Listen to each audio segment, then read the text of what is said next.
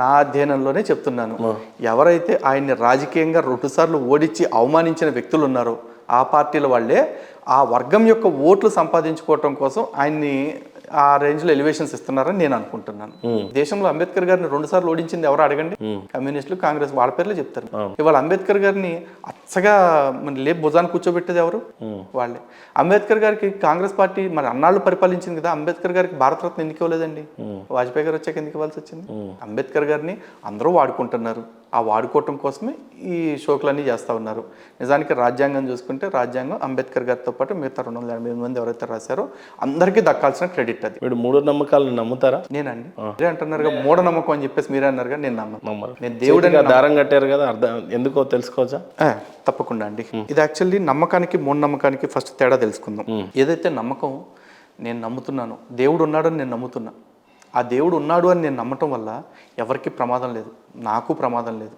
కాబట్టి అక్కడ వరకు అది నమ్మకం. కానీ నా దేవుడి కోసం నేను ఇంకొన్ని చంపేస్తాను, నరికేస్తాను, లేకపోతే ఇంకొన్ని ఇబ్బంది పెడతాను అన్నాను, నా నమ్మకమే నిజమని చెప్పేసి పట్టుబట్టి ఇంకొన్ని ఇబ్బంది పెడితే దాన్ని మూఢనమ్మకం అనాలి. కాబట్టి ఈ నమ్మకం వల్ల ఎవరికి ప్రమాదం లేదు. ఇంకోటి, ఇది నేను హిందువుని అని తెలియచెప్పటం కోసం నేను దేవాలయానికి వెళ్ళినప్పుడు నాకు దీన్ని రక్ష అంటారు. మా సనాతన ధర్మంలో ఎక్కడా కూడా తాయిత్ అనే సంస్కృతి లేదు.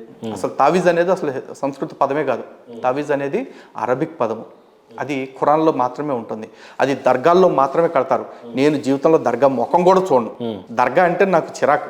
దర్గాకే పోను కాబట్టి నా చేతికి తాయిత్ ఉండదు. నా చేతికి ఉండేదాన్ని రక్ష. ఇది నేను హిందువుని అని ప్రకటించుకోవటం కోసం. నా నుదుట బొట్టు ఉంటుంది. ఇది కూడా నా నమ్మకమే. ఇది ఎందుకంటే నేను హిందువుగా పునర్జన్మని నమ్ముతున్నాను అని చెప్పడం కోసం, నేను హిందువుని అని అందరికీ చూడగానే తెలియటం కోసం బొట్టు పెట్టుకుంటున్నాను. ఇవి 2 నమ్మకాలే, మూఢనమ్మకం కాదు. మూఢత్వం అంటే ఏంటి? ఈ తాయెత్తి కట్టుకుంటే రోగం తగ్గిద్దంటే కట్టుకోవటం, అక్కడికి వెళ్ళి ఆ సమాధి మీద చక్కెర వేసుకుని నాకితే నాకేదో ప్రయోజనం కలిగిద్దని చక్కెర వేసుకుని నాకటం, అట్లాంటి మూఢనమ్మకాలు.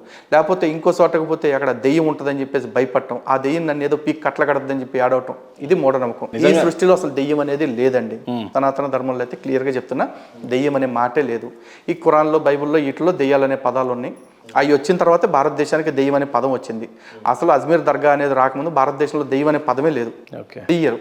ఒకవేళ చాలామంది అంటూ ఉంటారు, దెయ్యాలను చూసామండి మేము, అదండి ఇదండి. మీ మానసిక దౌర్బల్యానికి మీరు దెయ్యం ఉంది అని ఫిక్స్ అయితే దానికి నేను బాధ్యుడిని కాదు. మరి చనిపోయిన తర్వాత మనిషికి ఒక ఆత్మ ఉంటుంది అని మన ధర్మం చెప్తుంది. అవన్నీ ఎక్కడున్నాయంటే ఏం చెప్తారు? అది చెప్తుంది కండి. గరుడ పురాణం ఆత్మ ఉందని చెప్పిన అదే పురాణం ఆత్మ ఎక్కడికి వెళ్తుంది అనేది కూడా క్లియర్గా చెప్పేసింది. మనిషి చనిపోయిన వెంటనే సో ఈ భూమి మీద కానీ ఎక్కడ కానీ దెయ్యాలు అనేవి లేవు అని అంటారు. దెయ్యాలు, ఒకవేళ దెయ్యాలు ఉన్నాయి అని కాసేపు అనుకుందామండి, సరదాగా ఎక్కువ మంది కొన్ని గ్రంథాలు చెప్పినాయి కదా దెయ్యాలు, హిందూ గ్రంథాలు ఎక్కడా చెప్పలేదండి. ఒకవేళ కర్మగాలి దెయ్యాలు ఉన్నాయనే కాసేపు అనుకుందాం. నాకు తెలిసి నేను దెయ్యానికి పెద్ద భయపడాల్సిన అవసరం లేదు. ఎందుకంటే దెయ్యం ఎప్పుడు కూడా మైనర్ బాలికలను అత్యాచారం చేయాల. దెయ్యం ఎప్పుడు కూడా ఆస్తి కోసం అన్నదమ్ముల్ని, అమ్మ నాన్నల్ని చంపేలా. దెయ్యం ఎప్పుడు కూడా చీకట్లో ఒంటరిగా దొరికిందని ఆడపిల్లల జీవితాల్లో అన్యాయం చేయాల. ఇవన్నీ చేస్తుంది మనుషులే. మనిషికి భయపడండి, దెయ్యం పీకితే ఉంది, దెయ్యానికి భయపడాల్సిన అవసరమే లేదు. అంటే పురాణాల్లో దయ్యానికి ఏమైనా చోటు ఉందా? దాని మీద అసలు ఏ పురాణంలోనూ దయ్యం అనే పదం ఎక్కడి నుంచి వచ్చింది? దయ్యం అంటే అర్థమైంది మరి. యాక్చువల్లీ దయ్యము అంటే ఏంటంటేనండి, ప్రకృతి వికృతి అని తెలుగులో 2 భాషలు ఉంటాయి, 2 పదాలు ఉంటాయి ఏదైనా ఒక. అలాగే దైవము అనేది ప్రకృతి, దయ్యము అనేది వికృతి. అయితే చార్లెస్ ఫిలిప్ బ్రౌన్ అని చెప్పి ఒక అతను డిక్షనరీ రాశాడు. డిక్షనరీ రాసే క్రమంలో ఈ బైబిల్ లాంగ్వేజ్లో డెవిల్ అనే మాట ఉంటుంది. డెవిల్ని యాక్చువల్లీ తెలుగులో తర్జుమా చేసేటప్పుడు వాళ్ళు అపవాది అని రాసుకున్నారు కొన్ని చోట్ల దయ్యం అని చెప్పి రాసుకున్నారు. అయితే ఈ డిక్షనరీ రాసే క్రమంలో అతను డెవిల్ అనే పదానికి ఏం రాయాలో తెలియక దైవం అనే పదానికి వికృతిగా మనం దయ్యము అని ఎట్లా అంటాము, ఆ దయ్యం అనే పదాన్ని వాడేశాడు. నిజానికి దయ్యము అనేది దైవం అనే పదానికి వికృతి తప్ప ఆపోజిట్ కాదు, యాంటోనిమ్ కాదు. తెలుగు భాషలో ఉంటుంది ప్రకృతి వికృతులు అంటే. గ్రాంధిక భాష, వాడుక భాష. గ్రాంధిక భాషలో దైవం అంటారు, వాడుక భాషలో దయ్యం అనేవాళ్ళు. ఆ దయ్యం అనేదాన్ని ఇటు డెవిల్ కింద మార్చాడు. ఇప్పుడు మన సంస్కరణలు కూడా ఎట్లున్నాయంటే మన లలిత్ గారు, మనం చనిపోయిన తర్వాత కొందరిని పూడుస్తున్నారు, కొందరిని కాలుస్తున్నారు. దేన్ని అసలు పాటించాలి? ఒకటండి, అది 2 ఆచారాలు కూడా ఎండ్ ఆఫ్ ది డే ఒకటే చెప్తుంది. ఇక్కడ మనం పెట్టులో పెట్టి శవాన్ని దాచుకోమని చెప్పం, మట్టిలో కప్పెట్టమని చెప్తారు. కొన్ని చోట్ల కాలుస్తారు. ఎందుకు కాలుస్తారు అంటే రెండు చోట్ల మీరు చూడండి, ఈ శరీరం అనేది మట్టే, పంచభూతాల యొక్క కలయిక అని చెప్పేసి చెప్తారు. ఈ పంచభూతాల యొక్క కలయికలో పంచవాయువులు ఉంటాయి, ప్రాణ వ్యాన ఉదాన సమాన అపాన వాయువులు అని చెప్పేసి. వాటిలో ప్రాణం పోయిన తర్వాత, ప్రాణవాయువు ఆగిపోయిన తర్వాత, అంటే ఊపిరి ఆగిపోయిన తర్వాత ఆ దేహాన్ని ప్రేతము అని చెప్పేసి అంటారు. ఆ ప్రేతాన్ని ఏం చేస్తారంటే అగ్ని సంస్కారం ద్వారా కొంతమంది కాలుస్తారు. కాలుస్తున్నప్పుడు ఏమవుతుందంటే ఈ శరీరంలో ఉండే ఈ ఎలిమెంట్స్ అన్నీ కూడా కాలిపోతాయి, కాలి బూడిదైపోయి మట్టిలో కలిసిపోతుంది. అందులోంచి కొన్ని అస్థికలు తీసుకుని వచ్చేసి మనకి పుణ్య నదుల్లో కలిపి ఏదో చేస్తారు. ఇంకొన్ని సంప్రదాయాలు ఏం చేస్తారంటే మట్టిలో కప్పెట్టేస్తారు. మట్టిలో కప్పెట్టేది దేనికి, మట్టిలో కలిసిపోతుందని చెప్పేసి కప్పెట్టేస్తారు. ఇంకా కొన్ని సంప్రదాయాల్లో చూసుకుంటే, పార్సీ లాంటి సంప్రదాయాల్లో చూసుకుంటే వృధాగా పోయే శరీరమే కదా, ఎందుకు వేస్ట్ చేయాలని చెప్పేసి ఒక ఎత్తైన గుట్టల మీదకి తీసుకెళ్లి గద్దలకి రాబందులకి వేసేస్తారు వాళ్ళు. దానికైనా ఫీడింగ్ అవుతుంది కదా అని. కానీ రెండు ప్రపంచంలో మతాలు ఉన్నాయండి.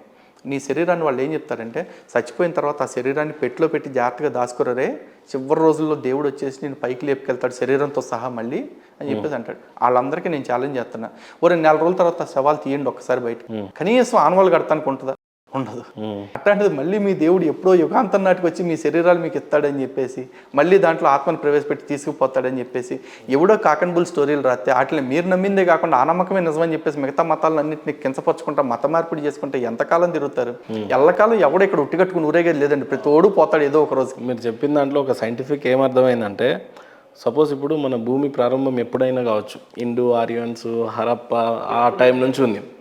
అప్పటి నుంచి కూడా ఈ మతం ఏమైనా ఉన్నా ఈరోజు పుడుస్తూనే ఉన్నారు. నేను చెప్తాను చూడండి మీకు. ఒకటే నాకు వచ్చిన థాట్ ఏంటంటే పుడుస్తూ ఉన్నారు.